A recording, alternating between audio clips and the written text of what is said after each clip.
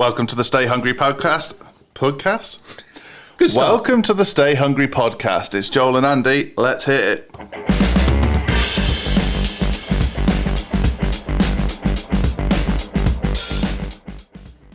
Andy, how you doing? Good, thank you. And you? Yeah, I think I'm all right. Can't start a podcast, but I'm getting there. Have you had your first coffee? I have had a coffee, yeah. Em brought me one, yeah. Okay. Yeah, I got no excuses. Lots of coffees yesterday. I think it's because I started my day with a negative thought. Is that what we're going to be talking about, perchance? Yeah, so on this Ahead of the Game podcast, me and you head to head, we're talking the power of positivity. Now, my negative thought was, bloody hell, that's expensive, because I've taken my car for new tyres today. Did you get the right tyres? I don't know yet, we'll find out when I get it. Tyres cost a bloody fortune. Oh, it's outrageous. We got run flats and it's like, oh God. Well, yeah, same, yeah, same. Low profile tyres, don't bother, just get a basic car, save yourself a fortune. Or be positive about it, think, oh, I've got a lovely car. Excellent, exactly. And it can be hard, especially as a business owner when you're firefighting all the time, not to focus on the positives. So we sort of touched upon that last week, but there's so much great stuff going on. And, you know, when my alarm goes off at 5:45. And believe me, it's very hard to have a first positive thought at 5:45 in the morning. Yeah. But once I'm out running or on the bike this morning, you get going and you think, blimey, brilliant, done all that, walk the dog, seen my kids, and I'm still in the office before 9 o'clock. I feel like I've already got a head start over the competition. Yeah, and that's the way you need to frame it. Not I'm crushing myself to succeed. Because, I mean, let's face it, I mean, you know, the days when we go networking and stuff, I'd probably say 3/4 of the business owners we'd meet, you think, why the bloody hell are you in business? You just seem to just do nothing but moan about it. Don't get me wrong, as you know, I can have a moan as much as the next person, but all they do is moan and bitch about being a business owner. It's like, save yourself the hassle. You've got experience, you're clever, go and work for someone else. Yeah, no, I mean, I'm a good moaner as well, as you're well aware, but I think, and I think you'll back me on this, there's been various scenarios in the last few weeks since we've been back in the office post-lockdown where you would have expected me to absolutely go apeshit. And actually, I've taken quite a calm and thoughtful approach, maybe too thoughtful, but I'm consistently making an effort to see the positives before I focus on whatever it is that's annoying me. Are you a pothead focker? Is that what it is? Yes. Have you discovered weed? I wish. No, I don't think that'd be too good for my mentality. But I mean, you know, well, obviously this new podcast series is all about, I guess, your attitude towards business, confidence, mental health, and everything. And sometimes I think some of it sounds a bit hippy dippy, but when you hear about people waking up and the first thing they do is get a piece of paper out and write the 5 things they're grateful for. Yeah.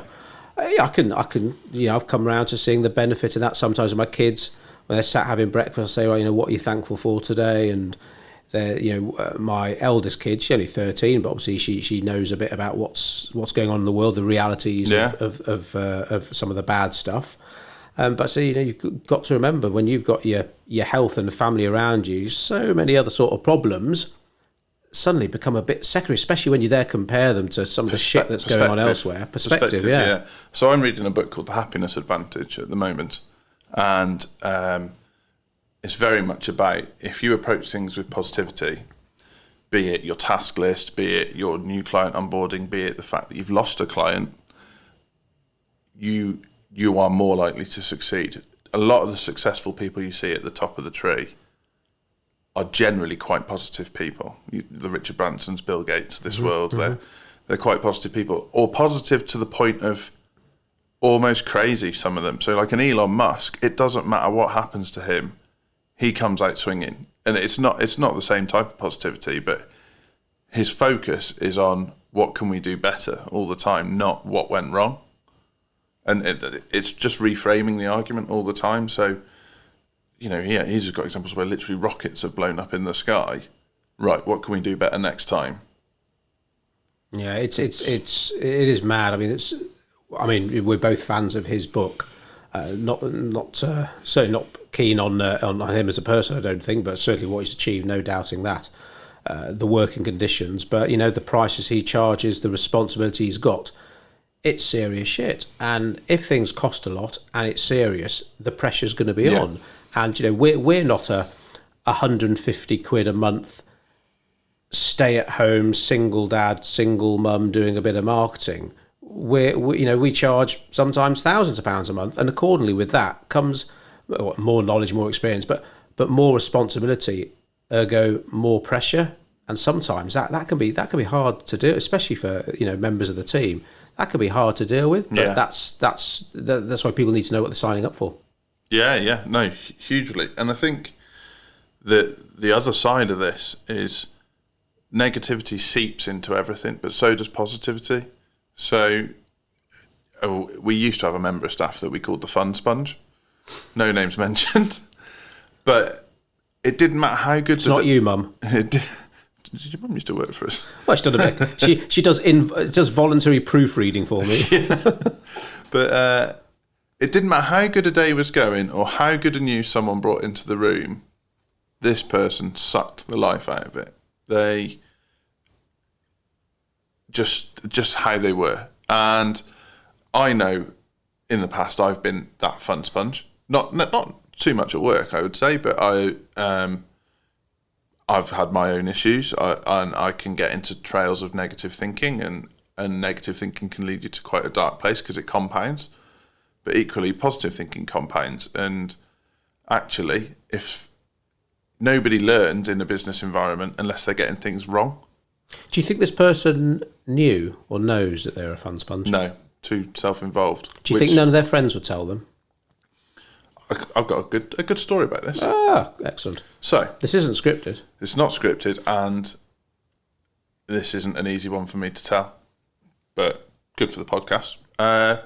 So I knew this was coming. You knew this was coming. A lot of my friends have no clue that I've had issues with anxiety and depression in the past. No clue. And so before I ever mentioned it on the podcast, I thought there's a couple of friends I needed to tell before we brought it up. But I know that if I was in the pub with my friends and somebody was successful around me, when I'm in a negative frame of mind, when I was struggling in the past, their success would irritate me. I wouldn't be pleased for them. And now, when I look back at that now, I'm ashamed of that mindset, because there's joy in other people's success. There's joy in other people's achievements. And I've no idea what that person's gone through to achieve what they achieved. So now, I mean, if you know what you're achieving with your running, or when the team passed their Facebook exams, or the other day one of the team remembered to just wish a client good luck on something, I find tremendous joy in other people's achievements and them. We've lost Andy. Oh, sorry, excuse me. I saw the sneeze coming, but I couldn't mute him. I couldn't do anything to hide that. Oh, that was such a emotional, deep story, sorry. And you sneezed. Have I spoilt it? No, but I think that's. I've been to some dark places. I understand negativity better than most, I would say. But the other side of the coin is I understand positivity better than most because of that too, and the power of level-headed thinking and reminding yourself of the good in your life and the good in your business and what that can do for you. And then I'm fortunate that my wife is probably the most positive person I've ever met. Too positive. Yes. Too bloody cheery. So she finds joy in everything. I mean, she loves nature. She loves the outdoors. If it's raining, she's literally one of those people that says, "Oh, lovely weather for the ducks." You know, it's and the impact that that's had on my life, home and business, is profound. And I think if everybody could take stock like that and look at how much good they've got going on versus the pebble in their shoe that we talked about last week, most people will find that there's a lot of good going on in their lives. Even people who are going through tremendously, you hear of people in hostage situations who Terry Waite. Yeah, they manage to create a positive environment in their mind to survive the hostage scenario. Oh, what's that, 5 years? Because my mum and dad met him. As it like 5 years, chained to a radiator. Yeah. And it's like, oh my God. And I know, I totally understand about perspective, and that's why, when my daughter's moaning about stuff, and suddenly an ad pops up on the telly showing starving children in Ethiopia or something. It's like, oh shit, there's some bad stuff going on. We are lucky, but then obviously depending on sort of mental health and stuff, sometimes that I guess that becomes irrelevant that someone else is suffering. It doesn't make you, just because you've, I suppose, in my naivety, just because you've got a lovely house, a lovely car, a loving partner, that doesn't mean you're going to be happy if you're... No, it's because it's mindset. So what about the people who are, and let's face it, I think there's a lot of them out there who say don't have any mental health issues. They just don't like, you mentioned about the successful friend. Yeah. We know lots of people who just, they just don't like seeing, we see it on LinkedIn every day, to be honest, people who basically don't like to see other people's success. So that's the tricky thing with mental health, isn't it? I'm not saying that I didn't like seeing other people's success because I was mentally ill. I'm saying that my mindset was wrong, which contributed to my mental illness. And I know that some of the happiest people I know on the surface have got very little joy in their lives, but they find joy in everything. They find positivity in the smallest of things. You've met my friend Mike from Australia. Yeah, like he seemed chilled. He'll put his shoes on the wrong foot and laugh about it for days. If I did that, I'd be calling myself a dickhead for the first half of the day. And it's, and he'd be telling people that he bumps, on Tuesday I put my shoes on the wrong feet. It's like what a lovely outlook. And I mean, slightly insane in the other direction. That's kind of the difference, isn't it? Is when we approach a task in business, very much, I would say most business owners have got the bit between their teeth and they want to conquer it. But you've got to remember all the things you achieve on the way to conquering that big goal, all the things you're doing, the people you're impacting on, simple things, the way it affects your staff, the way it affects your landlord, the way it affects the people you bump into, the people you network with. And the compound effect of all of those little positive interactions amounts to a lot. And sometimes you don't realise. So I was listening to a podcast on the way into work today, Gary V podcast again, which I mention all the time. But the chap he was interviewing said, "Oh, Gary, we shared a stage once." Gary V obviously politely, "Did we?" sort of, because the chap, he just running a relatively small business on the west coast of America, and he said, "And it was the best day of my life." And oh wow, Gary, why? He said, "Well, before everyone was on stage, you texted us all and said, I'd love to meet you in the green room before. Be brilliant to hear your stories, and you took the time to listen to each of our stories before we went on stage, and it's profoundly influenced the rest of my life." And Gary V didn't even remember. Wow. But that small positive move he said, "Well, I thought it was the polite thing to do to meet all the other speakers before I went on stage. I didn't want to just show up and take over." Wow. And it really struck me when I was driving in today. I just thought, that's such a small gesture. It cost him 15 minutes of his life, and he possibly impacted the 10 other speakers that day. Yeah. Wow, that's amazing, isn't it? I mean, so what about the you do 10 things and 8 of them are amazing, but 2 of them don't work out like you wanted them to, whether it's your fault, staff's fault, supplier's fault, whoever. Sometimes in business, you sort of forget those 8 great things. I'm not saying you can just dismiss the 2 things that went wrong. You can't. Sometimes we talk about chirpiness and laugh about chirpiness. You can't be rose-tinted about things either. COVID happened, and there was still positivity in the business networks that we sort of hang around with. But also there was some, I'd say, blindness or rose-tintedness. Like, okay, things are shit. We'll meet that challenge and we'll succeed, absolutely. But let's not paint a picture that everything's lovely and wonderful and rosy. There's a massive difference between rose-tinted glasses and true positivity. I don't think positivity is the same as happiness. Okay. So this is a personal opinion, but I would say happiness and sadness are 2 ends of a spectrum, and you don't want to be too happy all the time because life's going to bite you in the ass at some point. And equally, If you're too happy all the time, when you feel at peace with yourself, that feels low. That can make you feel down, like you're always after that buzz. So you hear about people who skydive or rock climb. They can never get that kick from day-to-day life because they have to be on the edge of their happiness all the time or at their limit. It's like people who replace addictions, isn't it? It's like in the running community, loads of people who struggled with substance abuse or alcohol or whatever, and they replace a bad addiction for a good one. Yeah, because they need that buzz. Yeah. Where positivity, I would say, is... I mean, you would say, does it make the boat go faster? So a positive action would be anything that makes the boat go faster. That might be in business, that might be in your personal life, that might be in terms of improving your mental health, your physical health. It could be efficiency, whatever it might be. But that positivity is how you frame whatever's going on in your day-to-day. So negativity would be framing things so... And in my case, it would be a client's annoyed me, perhaps, and that would consume my day. Where the positive way of framing that is, that client's annoying, but I've got 9 others to look after. Yeah.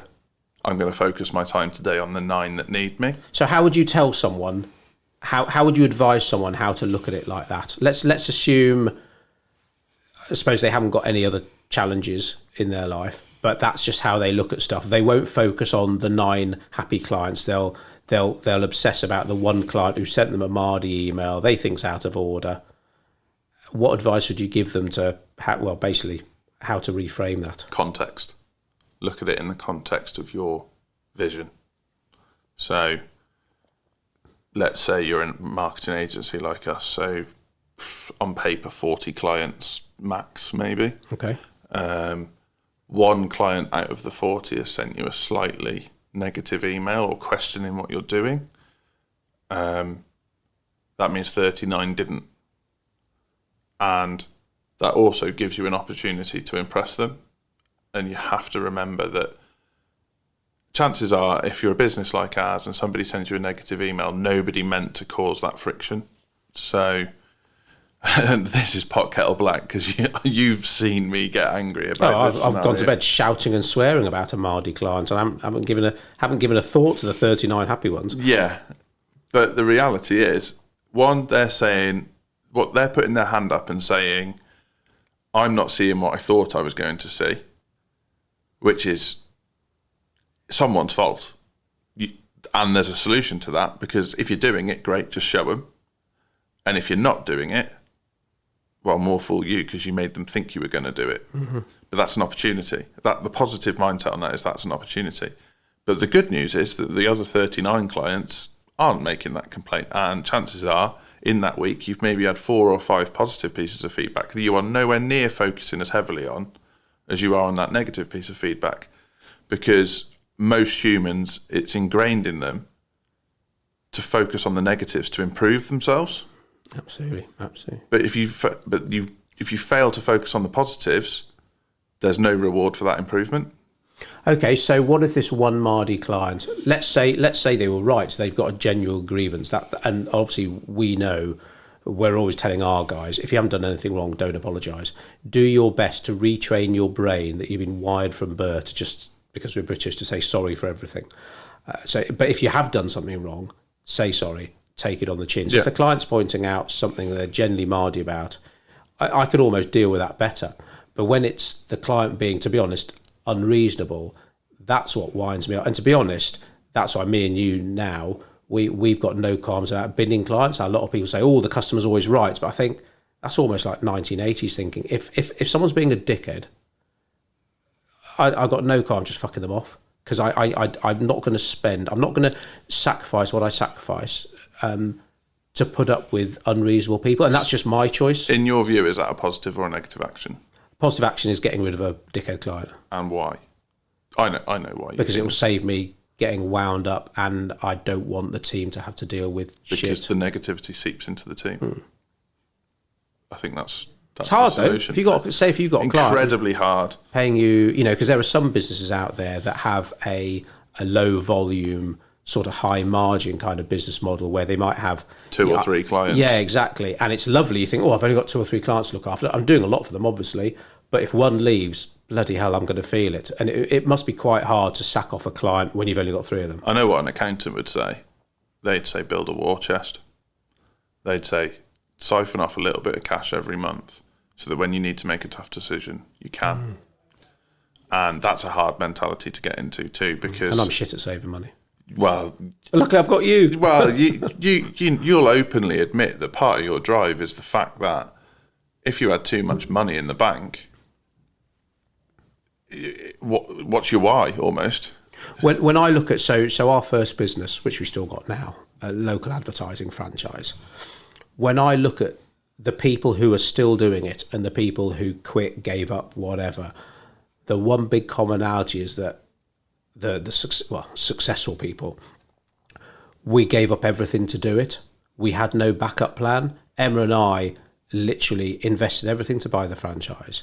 I suppose it was before the children, so our outgoings weren't massive, but we had nothing to fall back on. We had to pay ourselves with petrol money.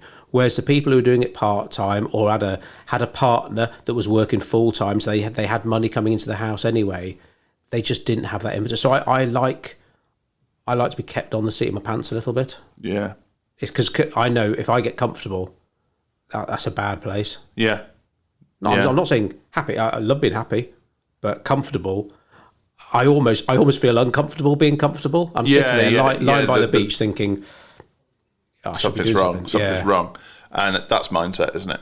That's mindset.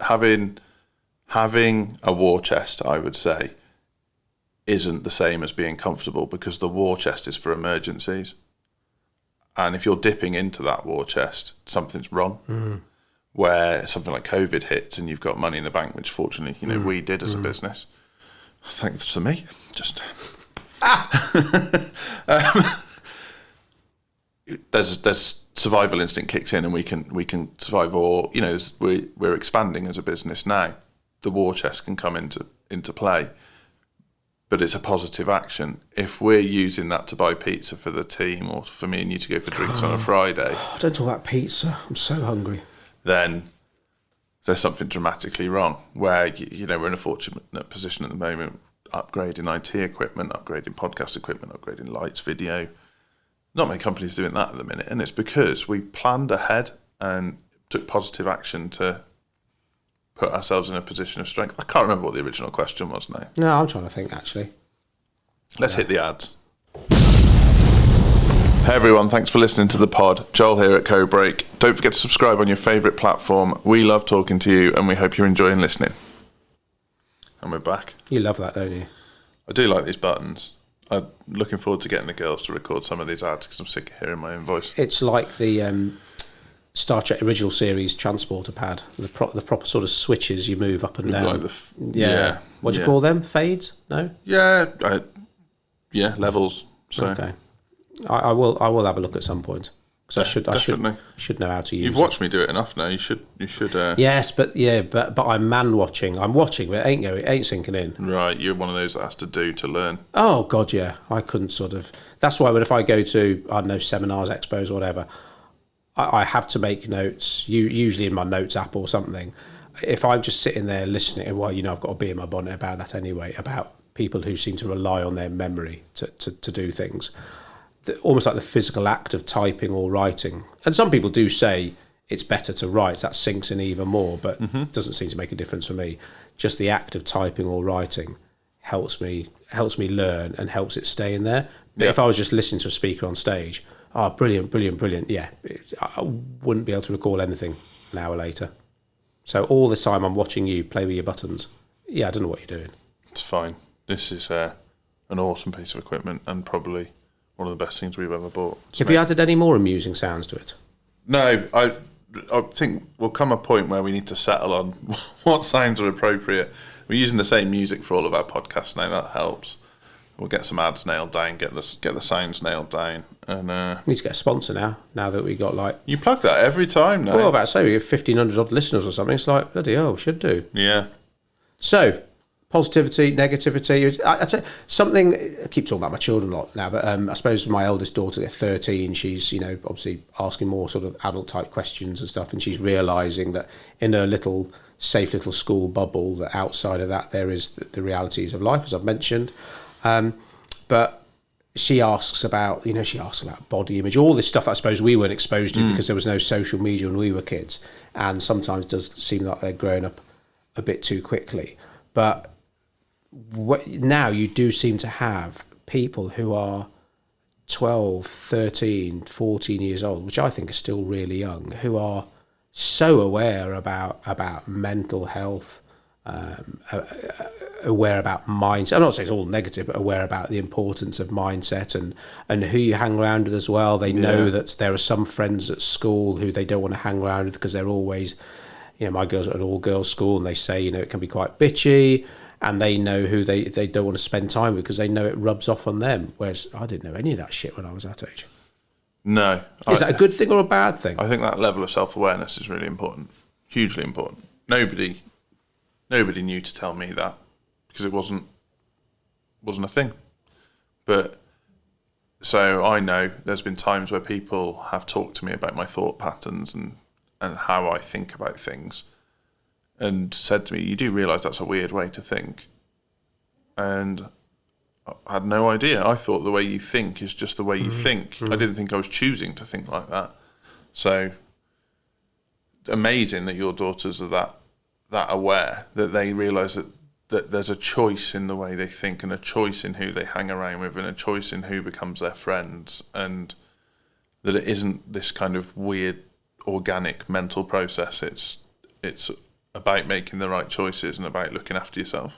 Yeah, I mean, even I suppose the social media that comes to mind, Instagram especially, when it comes to confidence, body shaming, this kind of teenage year thing. Money comes into it a lot as well, I was saying, and I find that the hardest to explain, because on the surface of it, on social media, you see all these people with lots of money and they always look so happy, and that's the hardest challenge I have because they almost like think I'm being stupid when I say I know lots of rich people, and generally speaking, they're not that happy. Yeah. You buy one Lamborghini, I mean, fucking hell, I'd love a Lamborghini, don't get me wrong. I watch videos of Lamborghinis on bloody YouTube. But you get one, oh, I'll have another one now. Oh, actually, I'll get a Ferrari. And when will you be happy? Yeah. Recently there was a 3-part series, I think it was on BBC Two, about Monaco. And I've been to Monaco once, but to be honest, I was young and I was drunk, so I didn't remember much of it. But, oh my God, talk about a bunch of miserable people, because they're so happy with their yacht, and then someone else comes into the harbour with a bigger yacht, and they want that one. And they just keeping up with the Joneses, that's literally becomes their life. And I'm explaining to the girls that, of course, yes, it would be nice to have a Lamborghini, but let's face it, me and Mummy have got our own, each got a car. Both cars have got like a wheel at each corner, gets us from A to B, and they're nice cars, we're happy. Would having a Lamborghini make you any happier? And you have to remember that you've got more than 99% of the rest of the world if you've got that. Yeah. That's the perspective, isn't it? That I still think I'm mad and lying. The Instagram world is not real.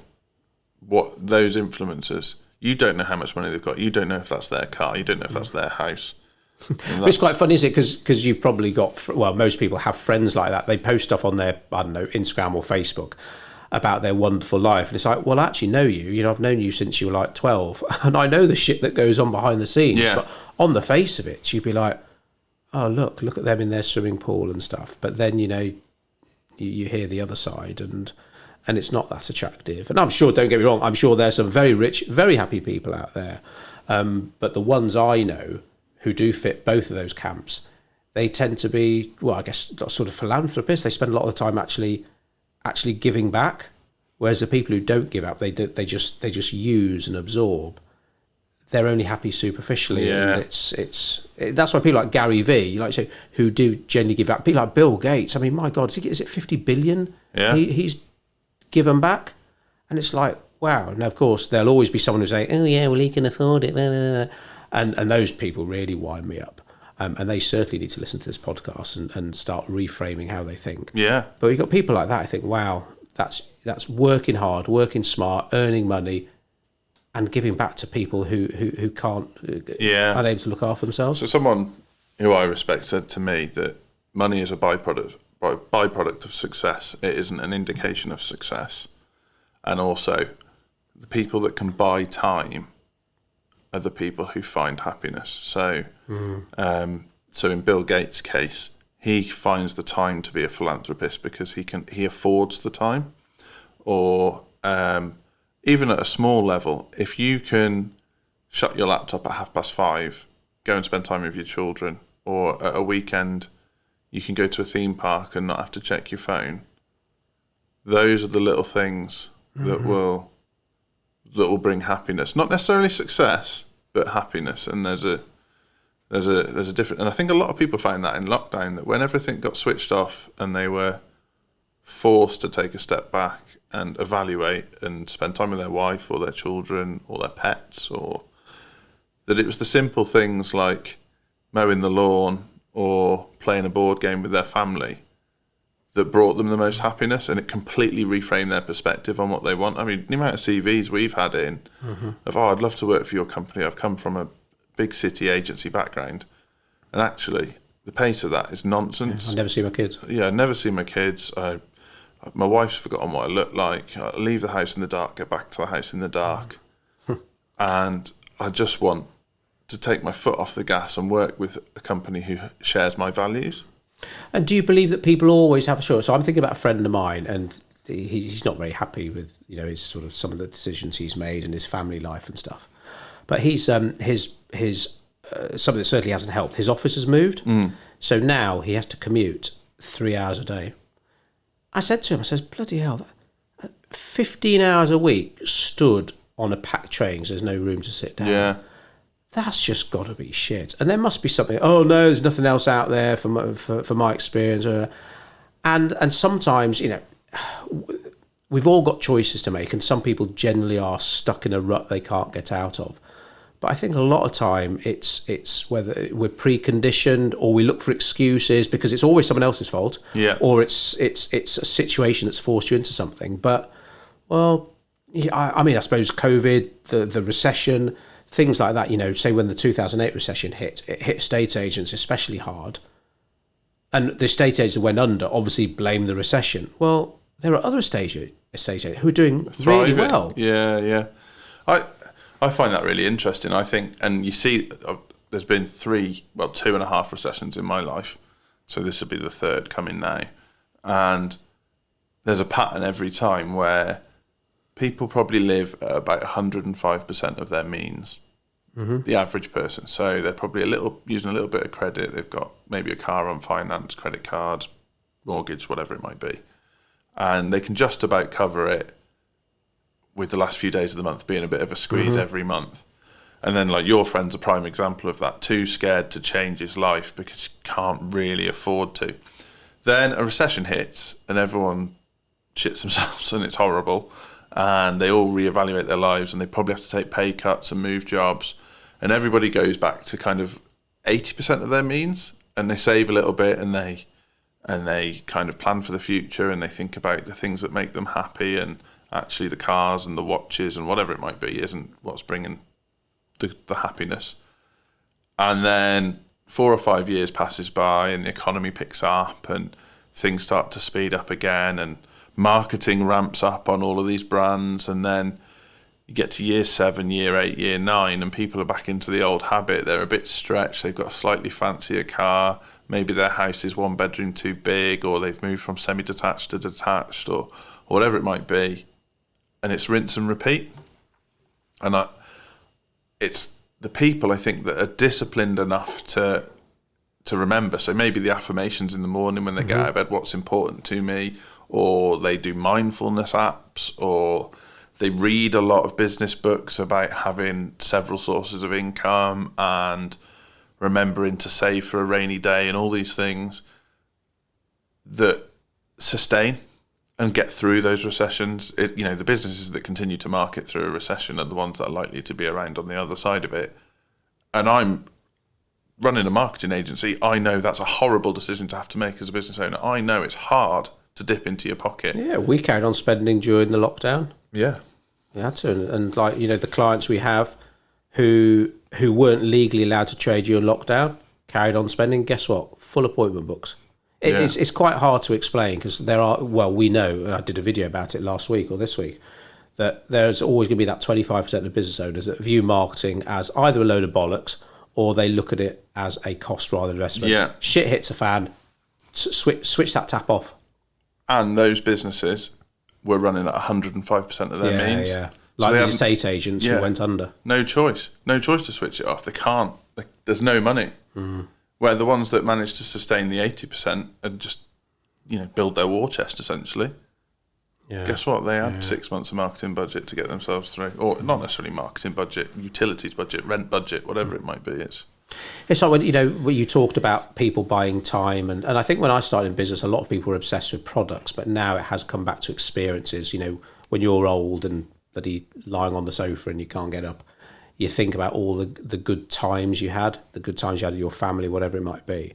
But obviously the car is still a product, but every morning when I'm sat in my car driving to work, I think, it's the product that's facilitating this thinking, but I think it's only going to take me 15 minutes. And every morning I think about my mate who's got an hour and a half train journey, and then he's got to do the same all the way back, shoved up against someone's armpit.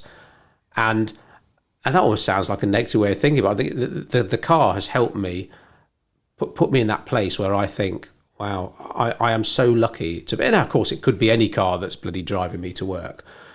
But it does remind me, one, how bloody hard we have worked to get what we want. But also the fact that I'm now going to take 50 minutes to get where I want, not an hour and a half.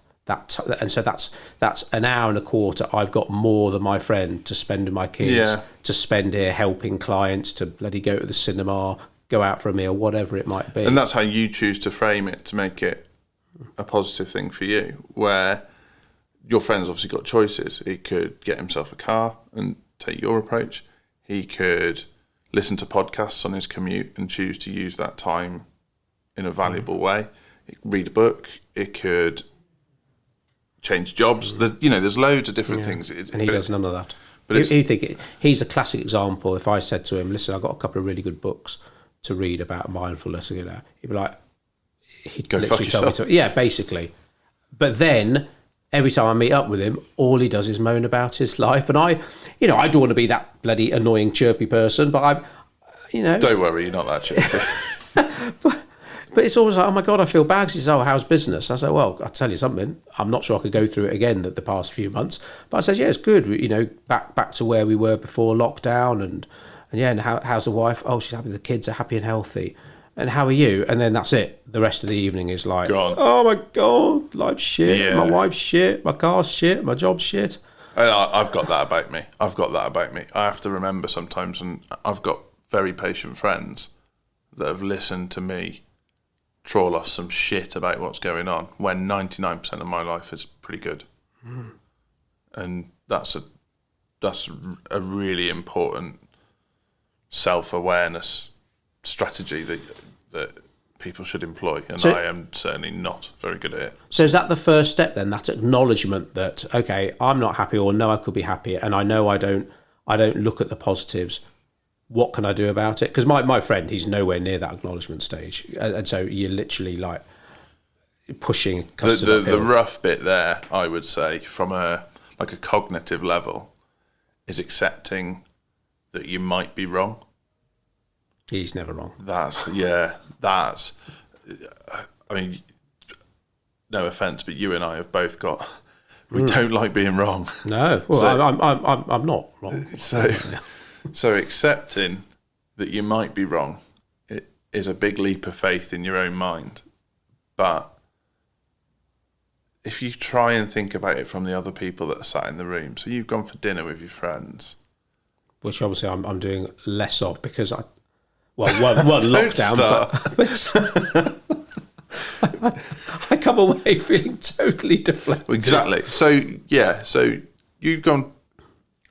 One negative person's gone for dinner with 3 positive people. Chances are 3 negative people leave that dinner and 1 positive person. So if you go with a self-awareness of how is my how is my attitude going to impact these people tonight? What can I do to help them? And it's simple things. Like, you think every sales technique going is about asking people questions about them. Dating techniques. When you go on a date, remember to ask them questions about themselves. Don't start talking about yourself. God gave you 2 ears and 1 mouth, as my dad used to say. Yeah, and it applies across life. If you're in a scenario and you find you're talking about yourself more than you're talking about other people, something's wrong. Admittedly, that doesn't mean cover up your issues. That's a different thing. If you've got something that you need to talk to about, your best friends will talk to you about it and will support you with it. If you then don't heed their advice, don't expect them to help you again. Oh, that does wind me up. I suppose it's one of the simplest copyrighted tricks on a website. You think, right, look, how many times do you say we rather than you? And I'd say most business owners will look at their website and think, oh shit, yeah, all we're doing is literally going on about ourselves. Yeah, I'd sent that exact feedback on an audit yesterday to somebody. Okay. Do they understand that? They're a military organisation, so I've kept the door double bolted.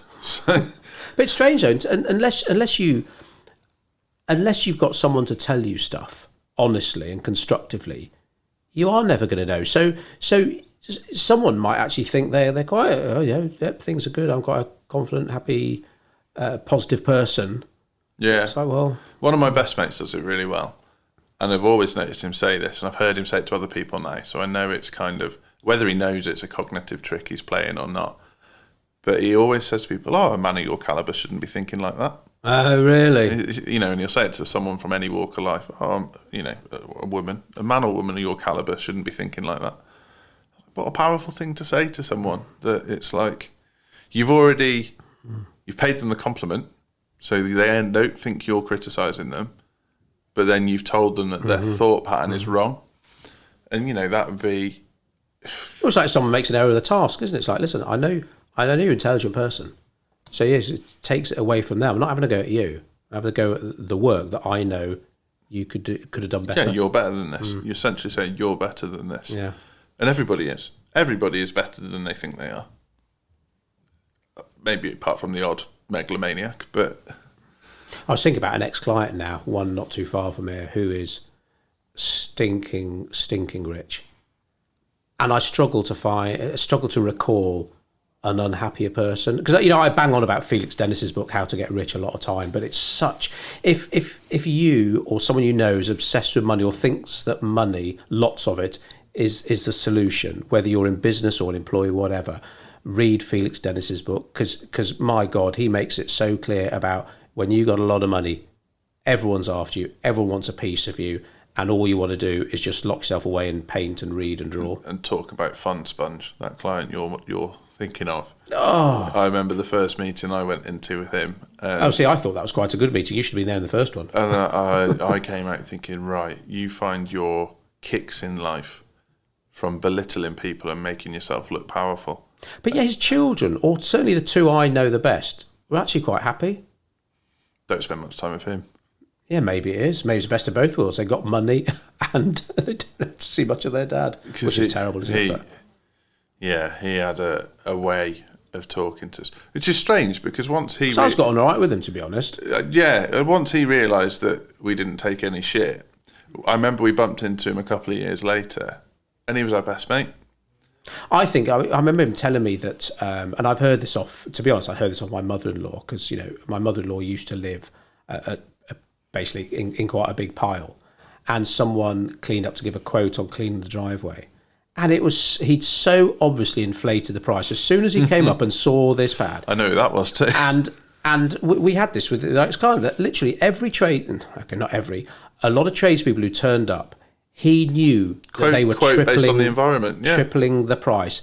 And like Felix Dennis, you've always got people after a slice of you, and they'll try and take the piss, which is terrible, really. Zoom calls could protect you from that, couldn't they?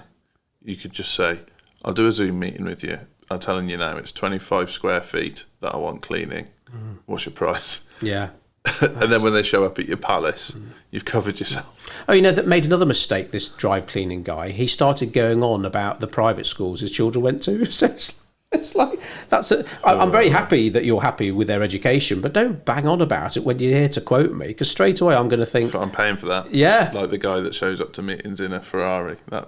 So is that so? What way of thinking is that? Is that a negative way of thinking? Oh, right. Should you be there saying, "I'm glad you've obviously worked hard to send your kids to private school, and you feel it's been of benefit to them," or is it like, "You bloody mug, you're telling me all this stuff when you're about to quote me"? I think whatever the cost to you is, and that doesn't necessarily mean money. So a driveway, this is a good one for me because we need our driveway re-sanding. It's block paved or whatever. If I do it, scrape it all out, re-sand it, do whatever else you need to do that I'll need to learn on YouTube, I'm going to lose a day. And I know what a day is worth to me, whether that's time with my wife or time in the business. So then that's my value proposition. So if someone comes to me and says, "Oh, it's 400 quid to do that," probably worth it. That is, I think, so many business owners, not so a lot fewer than previously, to be honest, but I think there's still a lot of business owners out there who will never get their heads around it. Now, I'm not saying, well, I'm sure you're not saying either, don't just pay everyone to do everything, put up a shelf, wash the car, whatever. But sometimes you think, well, okay, well, that task, it is going to take me half a day and it doesn't involve spending time with the children. I'm not going to enjoy it. So if someone can do it for 50 quid, surely that's worth paying, because I could earn a lot more than 50 quid in half a day, or I can spend half a day with my children rather than, like I say, digging up the drive or whatever. Yeah. But some people think, oh, excellent, I've saved myself 200 quid by paying someone to do my driveway. Yeah. That's investment versus cost, isn't it? That's a podcast in itself, isn't it? Yeah, but that's the difference between positive and negative thinking. A positive thinker always thinks of their spend as an investment. A negative thinker always thinks of their spend as a cost. And you can go too far either way. But I mean, I've got a neighbour, he's retired teacher, and he just thinks I'm mad because I will take my car to the car wash. Now, he's retired, so he can do it as one, wash his cars, but he's always washed his car. But I say sometimes, right, I'll wash my car, because you know what, one of my daughters has said, "Oh, I'll wash your car with your dad." And I can have half an hour with Holly or Maddie, well, let's face it, it's always Holly, it's never going to be Maddie, washing the car, and we have a laugh, and that's great. And maybe I haven't got anything pressing to do with work. But generally speaking, if my kids are at school or I've got work to do, yeah, I'll take it to the guys, give them a tenner, and they'll do a better job than I. But that means that I can spend that time work. I could be there on my phone, doing deals, marketing the business, whatever it might be. But the retired teacher over the road, he will never get his head around that. He'll just think, well, that's stupid, that's wasting money. Wasting money on something you could do yourself. Yeah, where if I really wanted to have it out with him, I'd say Andy made more money by doing that than he did. Or Andy saved himself time by doing that, because, money's not everybody's motivator. Andy saved himself more time by doing that, and actually he went and spent 20 minutes having a coffee. And for his mindset, that was way better. Don't get me wrong, if that was 20 minutes sat on my arse watching Big Brother, then I'd doing better off actually out there washing my car. For you personally. But then there's plenty of people out there who do that to reset. So they would say... Not Big Brother, I hope. Well, Quality, Star Trek or something like that. You get very upset with us and the team watching First Dates, don't you? So, but that's my reset, is when First Dates is on, brilliant, because I don't have to think about it. There's something on, my brain doesn't have to engage. It's enjoyable, it's light, very little negativity, and it usually quite positive outcomes. They end up going on more dates or whatever. And if I'm entirely honest, if someone was washing my car and I'm watching First Dates, that's time well spent for me, because it lets my mind unravel. And what would your family think if they heard, I don't wash my car, I take it to the... You flash prick. Yeah, well, so exactly what my neighbour thinks. And I think it's like what we said about the cost investment when it comes to marketing. The 25% who always look at it as a cost or a waste of time, you'll never convert them, and you're just wasting your time trying to persuade them. Otherwise, focus on the 75% who realise, I've got to invest in my business. Just like, to be honest, I invest in my car, I want it looked after properly. So every once in a while, I get it properly valeted and looked after. Hey everyone, Joel at Codebreak. Don't forget, we offer a consultancy service, so if you're struggling with your business mindset, your marketing mindset, getting those sales through the door, don't hesitate to hop onto codebreak.co.uk and book a discovery call with us. We'd love to talk to you. And we're back again. It's you. I know. Who do you reckon's going to step up first to do an ad? So I'll ask today, shall I? Ask or tell. Ask to start with. Okay, obviously, I don't think they can hear us recording, so come on. Who do you reckon, whose hand's going to be up first? Fergus. He's just dying to play with your knobs. He does like playing with my knobs. Very little knobs. Right, let's move on. Okay. Yeah, I think you're probably right, actually. Yeah, I think Georgia will be keen. She's doing her first video on Monday. Mm-hmm. I've heard about it. Okay. I'll keep it a secret. Excellent. Sounds good to me. No, look, someone steps up to the plate, and that's a confidence thing, isn't it? It takes a lot to get in front of the camera. We have some clients who like, getting a photo out of them, okay, just about. Getting a video, no way. No way. Right. What else? Have we put the world to rights? Yeah. What are your top tips? Like, what are your 5 things you do to make sure you're in the right mindset? I do. I get up early, and not stupid early. I've got a thing about the 4 a.m. club. Who can get up the? In fact, I don't even go to bed. I get up so early. I don't even go to bed. It's not a competition. But The Rock's a big. Dwayne Johnson's big on that, isn't he? Oh, he's one of my biggest fans. Yeah. No, he's big. He's big on the 4 a.m. club thing. Well, every time I literally, talk about a man who I think has probably earned every cent. It's like, does he ever see his family? Well, I have seen a few posts with him and his daughters and stuff, but he's always on the road promoting his tequila, doing a film, doing an interview, doing that Titan Sports, doing Ballers. It's like training for Black Adam in the gym. Holy shit. Now that's a man who makes the most of his 24 hours. And is he going to be running for president or something? Or is that a rumour? I hope so. Imagine him.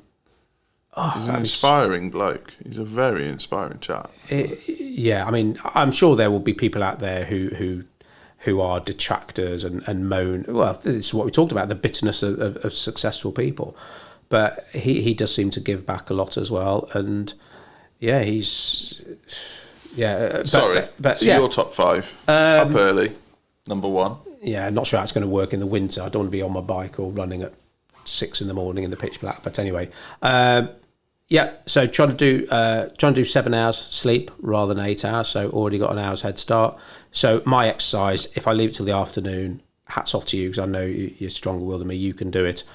I know something will crop up and I won't do the exercise. So I'd say get up early, not stupid early. Yeah. If you can do 7 hours, great. Exercise early if that's possible, or definitely. To be honest, exercise at some point because that, without a doubt, exercise and diet has been the best thing for me physically and mentally. So is that 1 or 2 top tips? And if I just probably haven't got time now to do loads, but a third one or second one. I think you're on number 5 now. 5 already. Up early. Okay. Well, up early. Eat right. Exercise. Eat right. Meditate. Meditate. So I use Calm. I think some people use Headspace app. I was in the habit of doing it every day, but to be honest, I don't feel like I need to at the moment, which hopefully is a good thing. And the 5th would be, as long as you're acknowledging where your weak points are, is to learn and to always learn. And to be honest, we probably say that in every single video, podcast and blog we do. If you ain't willing to learn, books, audibles, podcasts, whatever floats your boat, because even a shit podcast, there's probably one nugget you can take out to implement for your own, whether it's your sanity, your physical well-being, or your business. Even if it's a mistake or something shit in that podcast, the positive spin on that is you won't do it. Absolutely. And do you know, Cole, that's interesting because I will generally look at that one positive I pulled out rather than, well, that was maybe half an hour down the drain. Oh no, if there's one tip I've got from it, it was half an hour well spent. Yeah. Exactly. What about you? So one of your points, this is patronising, but you'll just have to take it. The mind headspace thing. So I do headspace. And a tip someone said to me, not someone who's ever suffered with anything or not that I know of, was a boxer trains like hell so the fight's easy. So in terms of mind or headspace, you consistently do mind or headspace even when the going's good, so that when the going isn't so good, it's a bit easier. Yeah, I think a lot of was it a Muhammad Ali one? There's definitely a boxing quote about that the hard work's done in the gym. Yeah, and that's. And I think that goes for mental health and physical health. For me, number 1, exercise. I love doing weights. It gets all the frustration of the day out. So what happened during lockdown, or do you have weights at home? I bought a bike, so I replaced weights with smashing a bike ride. Are you going to be straight into them on Saturday when they reopen? Unfortunately, I've got access to some weights now, so... Have you? Yeah, so I'll decide what I'm doing. What, a bench and everything? Yeah, that I can use privately, yeah. Oh, who's that then? So... Oh, mate? Yeah, my mate. Oh, very nice. So that's a big one. Reading, massive one for me. Reading, audibles? I'm not very good at Audible because I've got a busy mind. So if I'm not fully focused on it, I can lose a few chapters. So book or like electronic reading device? I tend to own the books. Yeah, I quite like the smell of the book and stuff. Are we really old? I love books. I even love seeing bookcases. I go in so many houses, I don't see bookcases. I think it annoys people, but I quite like giving books to other people too. Do you think most people read Kindles and stuff now then? My wife's Kindle or Audible. So she never buys a book on Amazon? Mm-mm. Or your local bookshop? Really? Yeah, so she gets frustrated because the 3 bookshelves in our house are full of my books. See, my wife always said, as long as your bookcase is bigger than the telly, that's all right. Yeah, ours definitely is. Yeah, so exercise, reading, checking on yourself. Something. Go on, what's that mean? So for me, that would be if I'm getting into negative trails of thought, if I'm in a bit of a dark place. What will set that off? It could be anything. It might be the kettle doesn't work. It could be Could be something tiny. petty, yeah. But almost giving yourself a bit of a shake. I won't tell you about the broken kettle then. And just that whole, hang on, what's the perspective here? And it is a bloody middle class problem for you, but we went on honeymoon to Tanzania and I saw some horrendous sights in Tanzania. So for me to be getting wound up about the fact that the taxi's due soon or the kettle's not working or is a bit different to someone who's just been in a car accident and is 300 miles from the nearest medical centre. My dad was a doctor, so he never got time off in those days. So we didn't have our first family holiday, which sounds awful, it's not. We had lots of little nights away and stuff. First holiday was to India, and I was 11, and so my brother was 6. Fucking hell.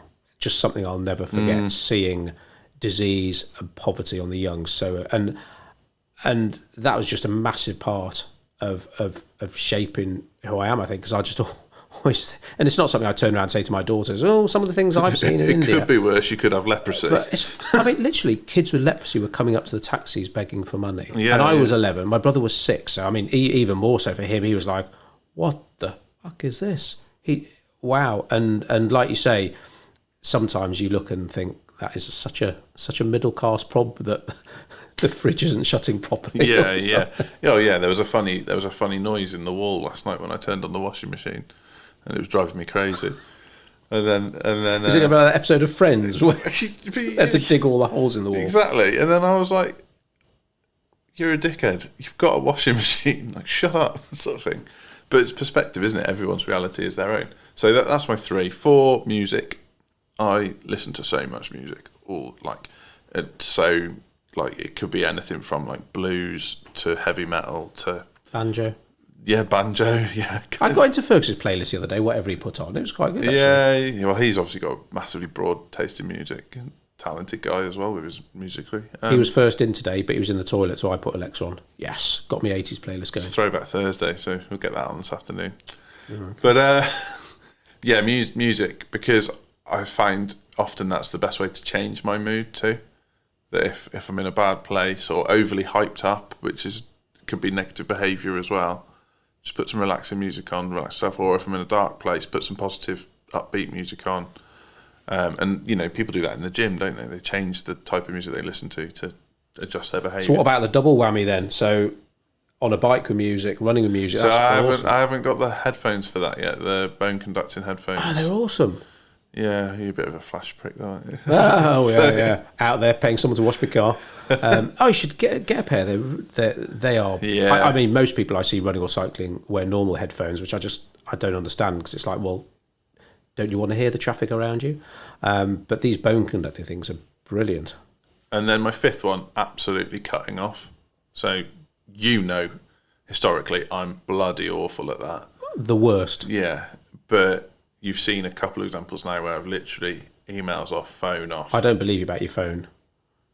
Oh, well, yeah, the no notifications. I literally, for anyone listening, this is just would never have happened in a million years, even maybe just a year ago. I don't know anyone that's got, apart from my wife, that has more notifications and emails coming in. See, it's just gone now. Speaking of which. Was that the boss? Yeah, that's the boss saying, let's go pick up your car, Joel. So, Oh, right, okay. point number 5 was spending time with the boss, cutting off. So, good one. Quality time, because it's not just about volume of time, is it? It's about the quality you're having. Because if you're spending an hour with Hannah, but you're there looking at your phone all the time, you'd probably rather have 15 minutes uninterrupted. Yeah. There's a lot you can do in 15 minutes.